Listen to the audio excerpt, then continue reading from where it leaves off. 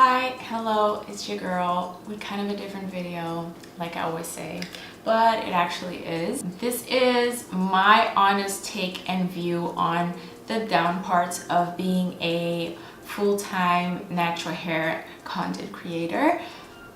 I'm just gonna share with you the bad and the ugly because I share with you the good stuff all the time.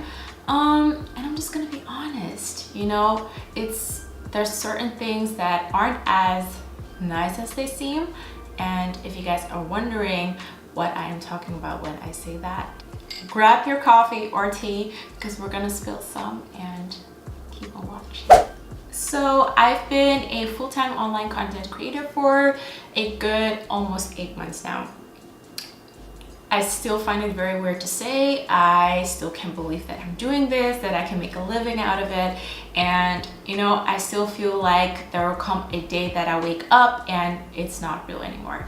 My channel or my content is based on my hair. And there are a couple of downsides to it, which people don't really see because it's not really for you to see right away. But it's something that I feel and I see on a daily basis, and sometimes it's even frustrating. For example,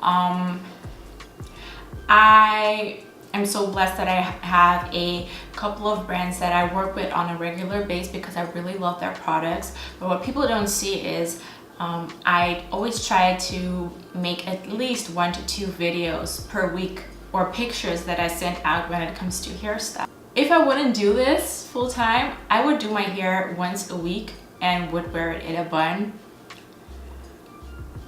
4 out of 7 days at least, to be super honest. And if people see me at home, you will see that I wear it in a pineapple 9 out of 10 times because I don't always like to have hair in my face, and now the weather is getting warmer and I already feel that this is so warm.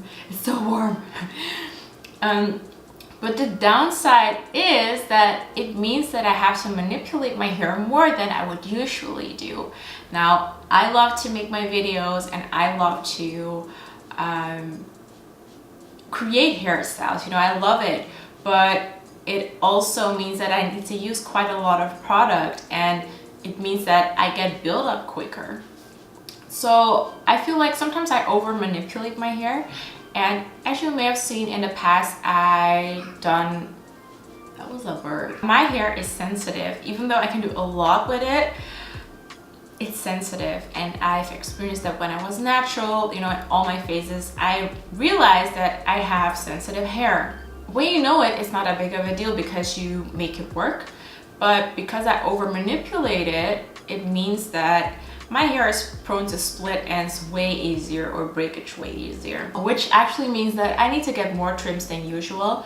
I don't mind it because I just want my hair to be healthy, and I like the state that it's in lengthwise. It has grown even though I've trimmed it, and it still looks healthy. That is like the most important thing for me. Wow, somebody closed the door like my neighbors. They're out of this world. Sorry if the light goes in and out. I'm working with natural light. Here, I see it and there it goes. But I knew that when I started this, and it's something that I accepted, and I actually don't mind. I still see progress in hair growth. It's only on a slower rate because I'm cutting off more than I would usually do due to the manipulation that I'm doing with my hair for you guys. All for you. One thing that I did notice is, as a natural hair content creator, you are trying out different products quite a lot, and I try to keep it as minimal as possible. That's also what you see on my channel, on my Instagram. You see that I collab with just a couple of hair brands that I know completely, I know what's in there, etc, etc. But sometimes you have a collaboration in between with a new brand that you don't really know, that you're trying out, and at first you're like, wow, this is great. The thing that I had is that I forgot about, because I was trying out so many different products for you guys to review, to tell my honest opinion, to let you know if you should get it or not. I forgot about my own hair needs and what I'm sensitive for and what I'm not sensitive for, what my hair doesn't need and what my hair really needs. I started to notice that I just trimmed my hair and I had split ends again, and I had a lot of fairy knots, and the ends were just very brittle, and I was like, but I trimmed it like 3 weeks ago. That's impossible. It's not, and I haven't done that much with my hair to make it go like that quickly. And I couldn't understand it, so I trimmed it. You know, I trimmed it again. Then like a week or so later, I still like found split ends, and I was like, this is, what the F is going on? I'm eating the same, I'm sleeping the same, and then I was like, yeah, but I'm using kind of different hair products. And then I was like, okay, maybe it's something in the hair products. And then that's the weirdest thing. I always check my products, but right now I check them more for you guys than for my hair, if that makes any sense. I'm more checking like the ingredients, if it would be appropriate for you to use, than it would be for myself, which is crazy. If you like, if I'm telling you guys this and I'm like, why? I really like shoved myself the other way. It was like, I'm gonna look if it's good for you. Like, look for yourself first, and like, what was going on? And I checked it, and like 90% of the products I was using at that time contained protein or a form of protein. I'm protein sensitive. I'm protein sensitive. I'm gonna read for you guys what happens if you use too much protein on your hair. And it wasn't an overload like I did protein treatments. No, it was just one ingredient in the product that if you use it in every product, or if it contains protein in every product, you still get the overload. Let me just get some like scientific stuff into it. How to spot it. And this is also how I spot it. Hair may feel brittle, hard, dry, lacks elasticity, and snap when manipulated. I noticed that even if I went through my hair, like I had breakage, and it were like little, it were my ends, but it wasn't normal. Like I was only going through my hair and snap. I saw it on the ground. Now that's also like, I need to throw this in. I touch my hair a lot, I touch my scalp a lot. I've been like that ever since I was little. When I get tired, I touch my hair, I twirl my hair. That's also over manipulating, so I also know that that causes damage, but this was like crazy. Oh, and I got a chronic itch. I need to itch my scalp all the time. Got a scalp evaluation, scan, everything. My scalp is fine, it's just that I have so much hair, my scalp just cannot breathe, and that's why it's itching. It's the way that it is. Like, I give it a place to be. What is protein overload? Protein overload happens when you add too much protein to your hair. Several types of protein make up a hair strand, but the major protein that makes up the hair is keratin. Keratin gives hair its structure and strength for health. However, it's not the only key ingredient required for hair. Moisture and protein must exist in balance for optimal health. Too much of either will compromise the integrity of the hair. These are the symptoms, and this is exactly the symptoms that I had. And just like on day 2 or 3, it felt so dry and brittle. Excessive shedding and tangles. My hair sheds a lot because I have a lot of hair, so I cannot really pinpoint if that was the case. But tangles, yeah, way more as at the ends. Hair strands feel stiff like straw. If I tell you, like, it felt like the Sahara Desert, hair breakage. That was the main thing. And I got way more split ends and fairy knots. The easiest way to get rid of that protein overload is to shove that out of your regimen and really put in the moisture, because you need to balance it out again. Shove all the protein stuff away. I double checked my hair masks and also discovered that there were 2 hair masks that I was using which still contain protein, which I really want to avoid for now. Because, you know, I'm scared that it will happen again, the breakage and stuff, and I'm just not in for that. Like, not today.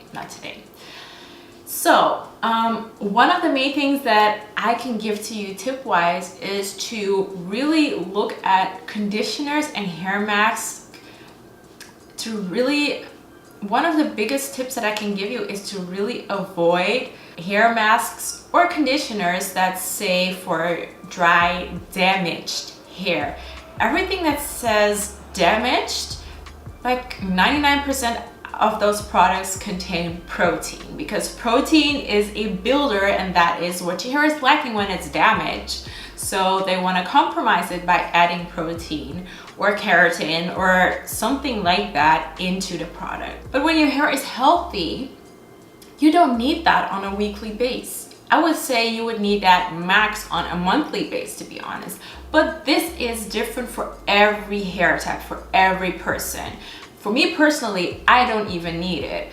I can get it out of one product or one type of conditioner that contains it and I'm good. I'm Gucci. It's not necessary. So try to prevent that, because those products, they always contain protein. There's none that I found that wasn't containing protein which said for damaged hair. So that's my number one tip. You want to look for products that say moisturizing, hydrating for thirsty hair, because that is where the ingredients come in, like of course water, but also glycerin, aloe vera, stuff like that. Just always double check your ingredients, and that's like the biggest thing that I would say. I totally forgot about that because I got into the groove of creating content and making you guys happy, making myself happy, and being creative with multiple hair products, but I wasn't really looking after my hair anymore. Not enough, I would say. I was looking at the outside and I was preventing stuff by, you know, trimming and just knowing that I would need to trim more often. I took that, like, that was fine by me, but I forgot about the products that I was using and what damage that was causing for my hair. So it's nothing negative about the products. It's just negative, or it's nothing to slam or be negative about the products. It's just my ignorance at that moment in time and not thinking about what the effect would be on me, because like every product that I promote to begin with is a product that I stand by. Otherwise I wouldn't do it. Otherwise you wouldn't see me do a video over and over again with the same products. It's because I'm really a fan of it. I need to be realistic for myself and for you guys, because eventually I need my hair. I need my hair to make content. I need my hair to make content for you guys. Like, don't do this to me now. I don't know where that came from, but I need that to create content. So I love my hair. I would like it to stay a little bit longer. I would like it to grow a little bit longer, and most importantly, I like to keep it healthy. So those are kind of the downside that I experienced. Maybe I can do like a story time once in a while, or about things that happened with my natural hair, or that I experienced with my natural hair doing shoots, commercials, anything like that. Let me know in the comments below if you would like that, because it's not throwing shade or anything. It's just lessons that I've learned and that I would give to you guys to prevent that it would happen to you. So that's it. That was me spilling the tea. It wasn't that much tea, but it's just me being honest. You know, a lot of people have been saying, and your hair has been growing. It has, but it's just at a slower rate because of that. My hair is full, it's healthy right now, it's doing great. I just like brushed out a super old braid out and just let it be. But I'm happy with my hair right now, and I just feel like I got back to basics. And that was important for me, to go back to basics, like what does my hair need, what is my hair asking for. And that is one thing that I would like for you to really do. You can look at a ton of tutorials and it will not work for you because you have different hair. Please listen to your hair, look at your hair, and just go from there. I always give my tips because that is what I love to do, and I try to make it as basic as possible so everyone can try it out, but not all of the products are for everyone. I hope you guys enjoyed this video. I hope you guys have a lovely day, and I just see you in the next one. Bye.